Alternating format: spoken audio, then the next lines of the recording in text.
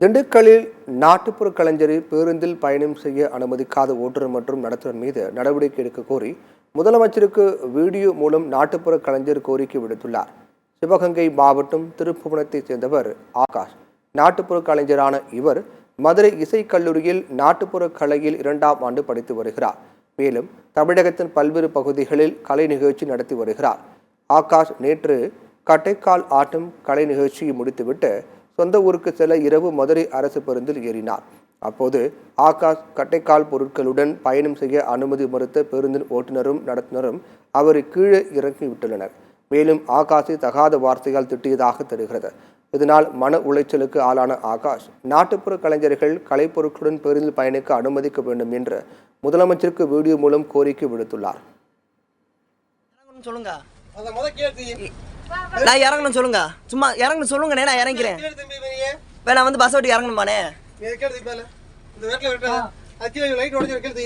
நான் இறக்கி வைக்கிறேன். ஆனா நான் வந்து கீழே இறங்குவா, நான் இப்ப கீழே இறங்குவா.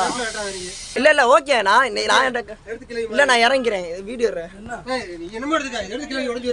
ஓகேண்ணே. ஆமாண்ணே, எதுக்கு நான் இறங்க சொல்றீங்க? இது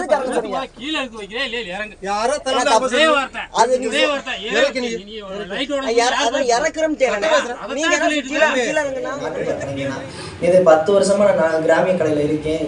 இதை வந்து எங்க வீட்டுல யாருமே கலைஞர்கள் கிடையாது. நான் தான் வந்து என்னோட ஆர்வத்தினாலதான் வந்தேன். அதனால இப்ப வந்து நான் நேற்று வந்து திண்டுக்கல் பக்கத்துல இருக்க வடமதுரை பக்கத்தில் இருக்க ஒரு ஊரில் கலை நிகழ்ச்சி பண்ணுறதுக்காண்டி போயிருந்தேன். பண்ணி முடிச்சுட்டு வரும்போது திண்டுக்கல் பஸ் ஸ்டாப்பில் வந்து திண்டுக்கல் டு மதுரை அந்த பஸ்ஸில் ஏறதுக்காண்டி போனேன். அப்போ நான் அந்த ஒரு பஸ்ஸில் ஏறும்போது அந்த நடத்துனர் வந்து என்னை வந்து அந்த கட்டைக்காலை பார்த்தோன்னே மேலே எடுத்து வைப்போம். எப்பயுமே லக்கேஜ் வைக்கிற இடத்துல எடுத்து வைக்கும்போது டக்குன்னு இறங்குங்க அப்படின்ட்டாங்க. அதெல்லாம் கொண்டு வரக்கூடாது, இறங்குங்க, எடுத்து கீழே வைங்கன்னு சொல்லாமல் எடுத்துட்டு கீழே இறங்குங்க அப்படின்னு தான் சொன்னார். சொல்லி முடிச்சுக்கிட்டு இருக்கும்போது நான் வந்து ஏனே இறங்கணும், நான் கிராமிய கலைஞர் தானே அப்படின்னு சொல்லும்போது இல்லைப்பா எடுத்துட்டு இறங்குன்னு சொல்லும்போது டக்குன்னு ஒரு செல் எடுத்து நான் என்னோட மொபைல் எடுத்து வீடியோ எடுக்க ஆரம்பிச்சிட்டேன்.